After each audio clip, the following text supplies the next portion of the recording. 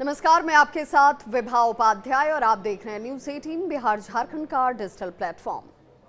क्या एनडीए का south master stroke इस वक्त सीपी राधाकृष्णन को देखा जा रहा है? ये सवाल कई लोगों के जहन में होगा। सीपी राधाकृष्णन ने राजनीतिक तौर पर किस तरीके से एक एक पायदान चढ़कर यहां तक का मुकाम हासिल किया है, ये जानना आप सभी के लिए जरूरी है। जड़ों से लेकर दिल्ली तक का सफर सीपी राधाकृष्णन का कैसा रहा, ये सभी के लिए एक मिसाल जैसा है। भाजपा ने महाराष्ट्र के राज्यपाल सीपी राधाकृष्णन को उपराष्ट्रपति पद के लिए एनडीए का उम्मीदवार घोषित किया है। उपराष्ट्रपति चुनाव 9 सितंबर 2025 को प्रस्तावित है। प्रधानमंत्री और भाजपा संसदीय बोर्ड की बैठक के बाद नाम का औपचारिक ऐलान किया गया। राधाकृष्णन तिरुपुर यानी कोयंबटूर अंचल से आते हैं। 2 बार कोयंबटूर से लोकसभा सांसद भी वो रहे हैं। साल था 1998 और 1999 का, और तमिलनाडु बीजेपी के अध्यक्ष की भूमिका भी उन्होंने निभाई। उन्हें साफ सुथरी, गैर विवादित छवि और क्रॉस पार्टी रिश्तों के लिए भी जाना जाता है।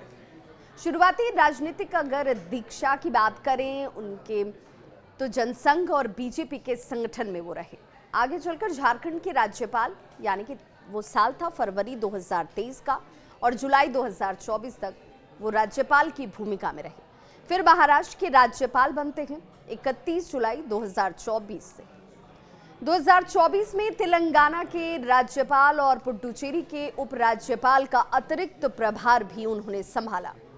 बीबीए ग्रेजुएट, सादगी और जनसंपर्क के लिए अपनी खास पहचान रखते हैं राधाकृष्णन।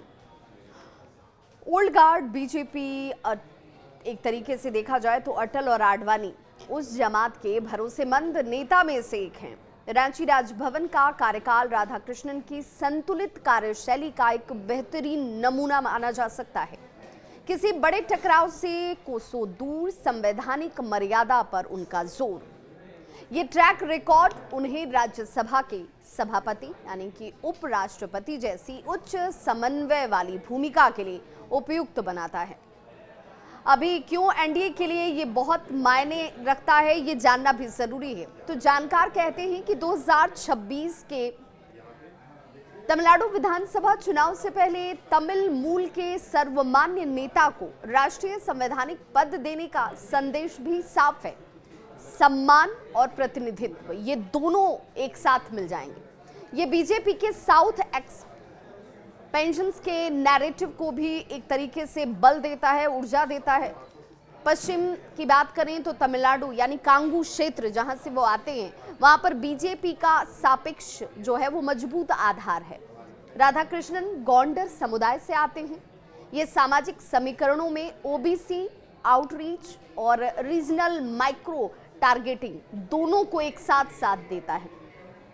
विपक्ष और सहयोगियों की बात करें तो उनमें नॉन कंट्रोवर्शियल और आसान बातचीत वाली छवि इनकी रही है।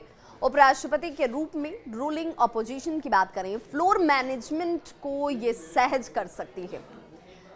जगदीप धनखड़ के इस्तीफे के बाद से एनडीए ने तुलनात्मक रूप से समन्वयी और समावेशी चेहरा आगे कर टकराव से संवाद की ओर इशारा किया है कि भाई किसी तरह का कोई टकराव ना हो और बातचीत और सौहार्द के साथ एक नाम पर सभी की सहमति हो जाए।